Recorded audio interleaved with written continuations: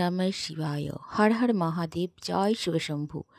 নমস্কার সকল দর্শক ও শ্রোতা বন্ধুদের আমার চ্যানেলের পক্ষ থেকে সকলকে স্বাগত জানাই। আশা করছি ঈশ্বরের আশীর্বাদে আপনারা সকলেই ভালো আছেন। আজ বুধবার 26শে ফেব্রুয়ারি অর্থাৎ 2025 মহাশিবরাত্রি। এই মহাশিবরাত্রি উপবাস হিন্দু ধর্মের এক অন্যতম গুরুত্বপূর্ণ উপবাস। মহাশিবরাত্রির দিন ভগবান ভোলানাথের পূজা করা হয়।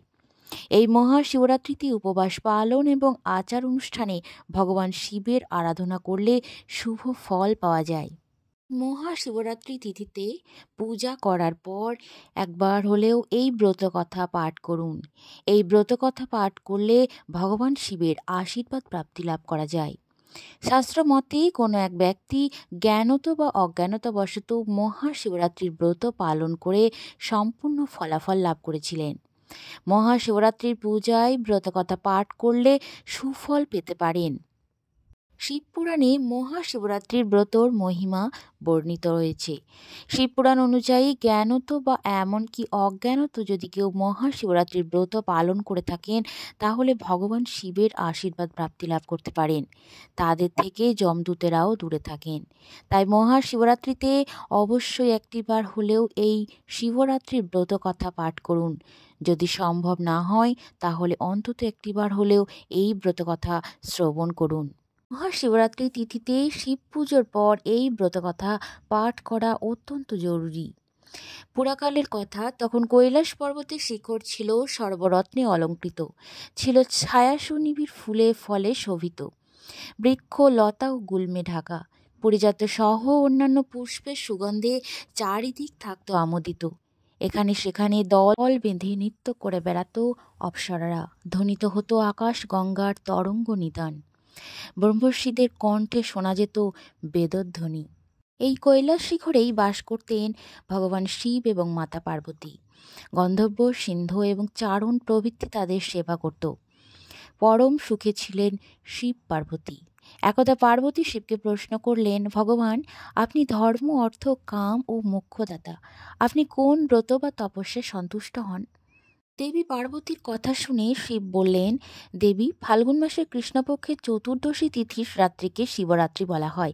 এই রাত্রিতে উপবাস করলে আমি অত্যন্ত সন্তুষ্ট হই। স্নান, বস্ত্র, ধূপ, পুষ্প এবং অর্চনায় আমি যতটুকু সন্তুষ্ট হয় তার চেয়েও বেশি সন্তুষ্ট হয় এই শিবরাত্রির উপবাসে।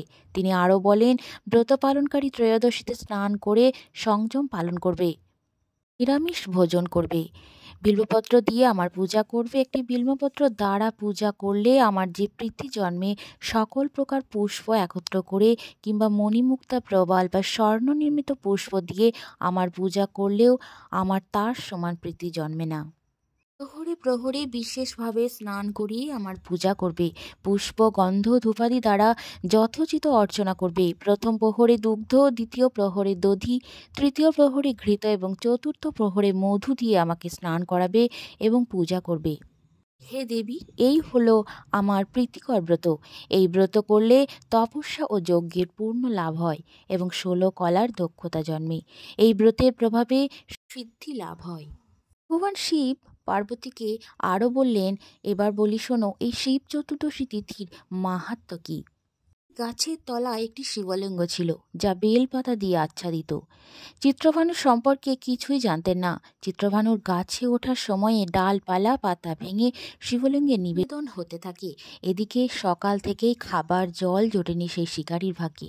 এইভাবে চিত্রভানুর শিবরাত্রির উপবাস করা হয়ে যায়। আবার শিবলিঙ্গে বেলপাতাও নিবেদন করা হয়ে যায়।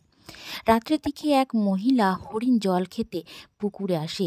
শিকারী সেই হরিণের শিকার করতে প্রস্তুত হলে হরিণ জানায় যে সে গর্ভবতী এবং শীঘ্রই প্রসব করবে। এখন শিকার করলে একসঙ্গে 2টি জীব হত্যা করবে। সন্তানের প্রসবের পর শীঘ্র শিকারীর কাছে ফিরে আসার প্রতিশ্রুতি দেয় সেই মহিলা হরিণ। এই কথা শুনে চিত্রভানু তাকে যেতে দেয়। এ সময়ে গাছ থেকে কিছু বেলপাতা শিবলিঙ্গে অর্পিত হয়। নিজের অজান্তেই প্রথম প্রহরে পূজা সম্পন্ন করে ওই শিকারী। কিছুক্ষণ পর আর এক মহিলা হরিণকে যেতে দেখে। তার শিকারের জন্য তীরধনুক নিয়ে প্রস্তুত হয় চিত্রভানু। সেই মহিলা হরিণটি শিকারীকে জানায় যে কিছুক্ষণ আগেই সে ঋতু নিবৃত্ত হয়েছে। সে নিজের প্রিয়র সন্ধানে রয়েছে, স্বামীর সঙ্গে দেখা করে শীঘ্র ফিরে আসবে। চিত্রভানু তাকে যেতে দেয়। সে সময় রাত্রের শেষ প্রহর অতিক্রম হচ্ছিল। এমন সময় আরও কিছু বেলপাতা শিবলিঙ্গে গিয়ে পড়ে। শিকারী রাত্রের শেষ প্রহরে পূজাও অজান্তে সম্পন্ন করে। সে সময় সেখানে আরও এক মহিলা হরিণ নিজের সন্তানকে নিয়ে উপস্থিত হয়। সেও শিকারীর কাছে মুক্তির প্রার্থনা করলেই চিত্রভানু তাকে ছেড়ে দেয়। এরপর এক হরিণ সেই স্থানে আসে। শিকারী এবার এই হরিণের শিকার করার বিষয়ে নিশ্চিত হয়, কিন্তু সেই হরিণও শিকারীর কাছে তাকে কিছুক্ষণের জন্য জীবন দান দেওয়ার প্রার্থনা করে। পুরো রাতের ঘটনা সেই হরিণকে জানায় শিকারী। তখন সেই হরিণ বলে তার ৩ স্ত্রী প্রতিজ্ঞাবদ্ধ হয়ে সেখান থেকে গিয়েছে। এমন পরিস্থিতিতে তার মৃত্যু হলে স্ত্রীরা নিজের ধর্ম পালন করতে পারবে না। শিকারী যেভাবে তাদের বিশ্বাস করে ছেড়ে দিয়েছে সেইভাবেই তাকে ছেড়ে দেওয়া অনুরোধ করে। পাশাপাশি শীঘ্র তার সামনে উপস্থিত হওয়ার প্রতিশ্রুতি দেয়। তাকে যেতে দেয় চিত্রভানু। এইভাবে সকাল হয়ে যায়। উপবাস, রাত্রি জাগরণ, শিবলিঙ্গে বেলপাতা নিবেদন করার অজান্তেই শিবরাত্রি ব্রত এবং পূজা সম্পন্ন করে ফেলে চিত্রভানু। তৎকাল এই পূজার পরিণাম পায় সে। কিছুক্ষণ পর হরিণ পরিবার তার সামনে এসে উপস্থিত হয়। তাদের দেখে শিকারী গ্লানিতে ভুগতে থাকে। এরপরই তাদের জীবনদান দেয় চিত্রভানু। অজান্তেই শিবরাত্রি ব্রত পালন করার মোক্ষ লাভ করে ফেলে চিত্রভানু। মৃত্যুকালেই যমদূত তার প্রাণ হরণ করতে এলে শিবগণেরা তাদের ফিরিয়ে দেয় এবং চিত্রভানুকে শিবলোকে নিয়ে যায়। শিবের আশীর্বাদে চিত্রভানু নিজের পূর্বজন্ম মনে রাখে এবং পরবর্তী জন্মেও শিবরাত্রি পালন ও তার মাহাত্ম্য প্রচার করে। আর তখন থেকেই চারিদিকে ছড়িয়ে পড়ল এই মহাশিবরাত্রির ব্রত কথা।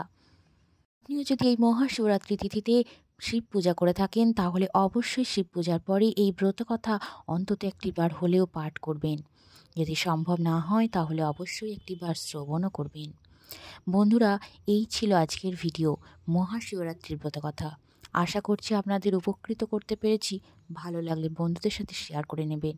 আবারও দেখা হচ্ছে আপনাদের সাথে পরবর্তী ভিডিও নিয়ে। ততক্ষণে ভালো থাকুন, সুস্থ থাকুন। হর হর মহাদেব, জয় শিবশম্ভু। ধন্যবাদ সকলকে। মহাদেবের আশীর্বাদ সকলের উপর বর্ষিত হোক।